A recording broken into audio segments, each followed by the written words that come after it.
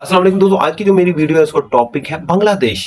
बांग्लादेश में क्या हो रहा है, ये अचानक से इतना शिफ्ट क्यों आया है। जब से बांग्लादेश पाकिस्तान से इलादा हुआ है तब से जाहिर बात है उसने हमसे दुश्मनी ही रखनी थी, दुश्मनी ही रखी। ठीक है, जिसने जो उनका फाउंडर था नजीब जो था उसको 1 साल के बाद ही मर्डर किया गया, कत्ल कर दिया गया। उसकी 2 थी बेटियां, उसकी एक जो थी बेटी हसीना वाजिद थी। ठीक है, बाद में कुछ सालों के बाद वो बांग्लादेश में वापस आई, प्राइम मिनिस्टर बनी और 15-16 साल तक प्राइम मिनिस्टरशिप में हो रही। इस सारे पीरियड में बांग्लादेश और इंडिया के ताल्लुकात बहुत अच्छे थे, अच्छे हैं।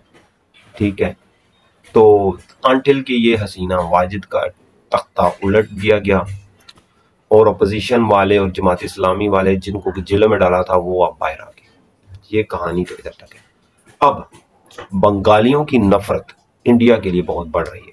ठीक है, ये आप खबरों में नहीं, आप चीजों को देख रहे हैं जो कुछ हो रहा है। ठीक है, इंडिया वाले भी चुप बैठे हैं। ठीक है, उनको समझ ही नहीं आ रही कि अब क्या करें। ठीक है, इसमें अब एक मेजर शिफ्ट बांग्लादेश में ये हुई है कि पहली दफा बांग्लादेश में जो पाकिस्तान के थे फाउंडर मोहम्मद अली जिन्ना, उनकी जनाब बर्थडे मनाएगी। ये बहुत बड़ा मेजर शिफ्ट है और इंडिया वाले इस पे चीख रहे हैं, इस पे जनाब मीडिया उनको कह रहा है कि भाई जिस बंदे ने आपको बांग्लादेश बना के दिया उसके पुतलों को आप जला रहे हो, उसको जनाब तोड़ फोड़ रहे हो, मरोड़ रहे हो। और जो बंदा कायद आजम था उसकी बातें क्यों मना रहे हो, बांग्लादेश उसने नहीं बनाया। लेकिन बंगाली कहते हैं भाई पाकिस्तान मोहम्मद अली जिन्ना ने ही बनाया था।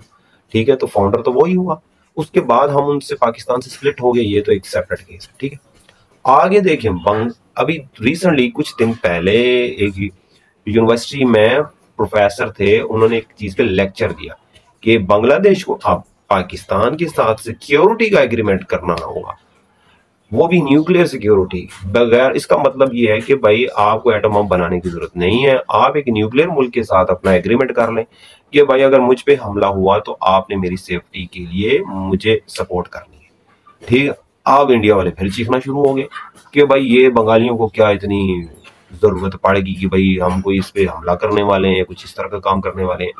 लेकिन जो भी है, बंगाली अब जो है ना वो बिल्कुल जाग चुके हैं और वो कहते हैं जी हम अपने पाकिस्तान के साथ ताल्लुकात अच्छे बनाएंगे। अब इसकी रीजंस क्या हो सकती हैं। इंडिया के साथ इतने सालों से ताल्लुकात थे कि इंडिया वालों ने इनका सारा बिजनेस ले लिया है, क्योंकि इंडिया बड़ा मुल्क है, बांग्लादेश छोटा मुल्क है। या हिंदुओं को ज्यादा प्रमोट किया गया बांग्लादेश में और हिंदुओं की आबादी को बढ़ाया गया। तो अब जाहिर बात है उसकी आवाम ने देख लिया भाई हर चीज में पाकिस्तान से नफरत और इंडिया से मोहब्बत, अब उसका उल्ट हो गया।